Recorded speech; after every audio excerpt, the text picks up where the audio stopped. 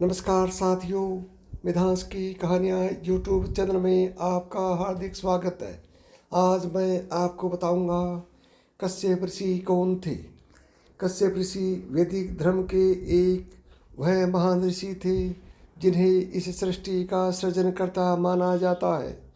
कश्यप ऋषि के पिता का नाम मरीचि ऋषि था, जो स्वयं ब्रह्मा जी के 7 मानस पुत्रों में से एक थे, जबकि उनकी माता का नाम कला था, जो महान ऋषि कर्दम की पुत्री थी।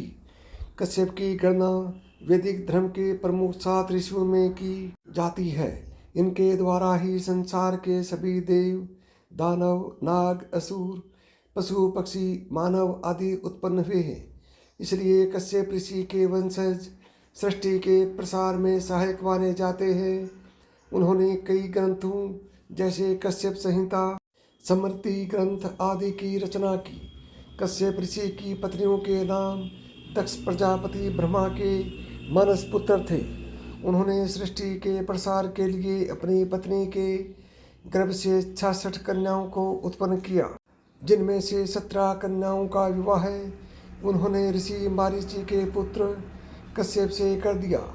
महाभारत तथा विष्णु पुराण के अनुसार ऋषि कश्यप की 17 पत्नियों के नाम इस प्रकार है: अदिति, दिति, धनु, अनिष्टा, काष्ठा, सुरसा, इला, मुनि, सुरभि, कद्रु, विनयत, यामिनी, ताम्रा, तिमी, क्रोधवसा, शर्मा, पतंगी। किंतु अनेक ग्रंथों में कश्यप ऋषि की 13 और 19 पत्नियों की ही चर्चा मिलती है। कश्यप ऋषि की प्रमुख पत्नियां 4 थी, जो अदिति, दिति, कद्रु और विनता थी। कश्यप ऋषि की पत्नी आदित्य ने 12 पुत्रों को जन्म दिया, जो आदित्य कहलाए, और उन्हें देवता कहा जाता है, जो विश्वान, भग, मित्र, अर्यमत, धाता, इंद्र, पूषा, विधाता, त्रिविक्रम, तवष्टा, वरुण, सविता है।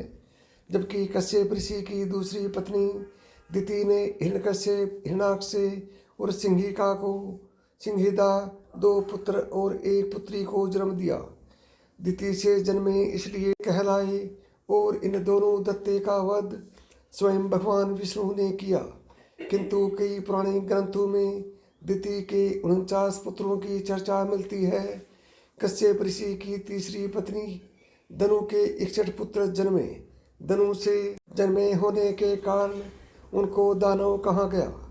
कद्र से 1000 नाग पुत्रों ने जन्म लिया, तो वनिता से गरुण और वरुण ने जन्म लिया, जो भगवान विष्णु और सूर्य देव की सेवा में समर्पित है। इसके अलावा ऋषि कश्यप की अन्य पत्नियों से भी मनुष्य, गंधर्व, जलचर, वनस्पति, नभचर, नाग, सांप, बिच्छू, जानवर, कीड़े सभी जन्मे। कश्यप ऋषि सृष्टि के सृजनकार हैं। उनके द्वारा ही देव, दानव, नाग, असुर, मनुष्य, पशु, पक्षी, वृक्ष, लताएं आदि उत्पन्न हुए।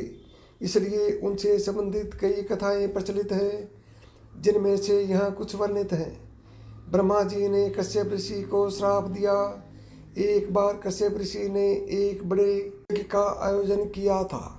यज्ञ में लगने वाली सामग्री की पूर्तता के लिए उन्होंने वरुण देवता का आह्वान किया, और वरुण देवता ने कश्यप ऋषि को एक दिव्य गाय दी, और साथ में यह भी कहा कि यज्ञ समाप्ति के बाद वो उस गाय को अपने साथ ले जाएंगे। कुछ समय बाद यज्ञ समाप्त हो गया और वरुण देव उस गाय को लेने आए, तो कश्यप ऋषि ने उस दिव्य गाय को देने से मना कर दिया। तब वरुण देव यह सारी बात ब्रह्मा जी को बताई। तब ब्रह्मा जी ने स्वयं कश्यप ऋषि को कहा कि वे वरुण देव को उनकी गाय वापस दे दे। किंतु कश्यप ऋषि ने ब्रह्मा जी की बात मानने से इनकार किया। तब ब्रह्मा जी ने क्रोध में आकर कश्यप जी को श्राप दिया कि आपने इस गाय के लोभ में अपनी बुद्धि को भ्रष्ट किया है, अतः तुम पृथ्वी लोक में गोपालक के रूप में जन्म लोगे। श्राप सुनकर कश्यप ऋषि को अपनी गलती का एहसास हुआ और ब्रह्मा जी से क्षमा मांगी। तब ब्रह्मा जी ने श्राप को परिवर्तित करते हुए कहा कि तुम्हारा जन्म यदुवंश में होगा और स्वयं भगवान विष्णु तुम्हारे पुत्र के रूप में जन्म लेंगे।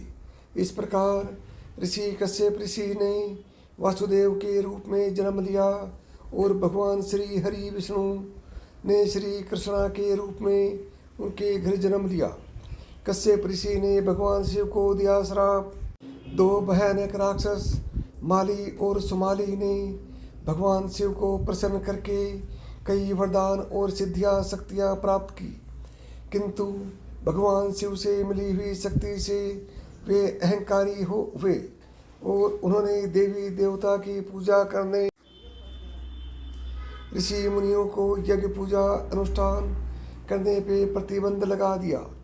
तब सूर्य देवता ने दोनों को श्राप दिया और श्राप के डर से माली और सुमाली भगवान शिव के पास गए। तब भगवान शिव ने सूर्य देव पर अपने त्रिशूल से वार किया, जिससे सूर्य देव मूर्छित हो गए। पुत्र सूर्य देव की हालत देख के कश्यप ऋषि ने भगवान शिव को श्राप दिया कि जिस तरह मेरे पुत्र की हालत आपने की है, उस तरह आपके पुत्र का सर धड़ से अलग होगा। कश्यप ऋषि का श्राप सुनकर भगवान शिव शांत हो गए और फिर से सूर्य देव का देवता को पुनर्जीवित किया। भोलेनाथ जी ने अपने भक्त कश्यप ऋषि को माफ किया और उनका श्राप स्वीकार किया, जो कालांतर में भगवान गणेश का सिर धड़ से अलग होने पर पूर्ण हुआ। कश्यप माना जाता है कि कश्यप ऋषि के नाम पर ही भारत देश के मुकुट कश्मीर नाम रखा गया था। इससे संबंधित एक कथा है। पुरानी कथाओं के अनुसार बताया जाता है कि जलोदव नामक राक्षस था, जिसने ब्रह्मा जी की तपस्या करके वरदान और कई मायावी शक्तियों का स्वामी बन गया तथा अपनी शक्तियों के मद में ऋषि मुनियों, मनुष्यों, देवताओं को सताने लगा। इसलिए देवताओं के आग्रह पर पक्षी रूप में भगवती ने चोंच में पत्थर रखकर उस राक्षस का वध कर दिया और वह पत्थर हरि पर्वत हो गया और महर्षि कश्यप ने सर का जल निकालकर इस स्थान को बसाया था, जिसके बाद से ये स्थान कश्मीर के नाम से अभी तक पहचाना जाता है।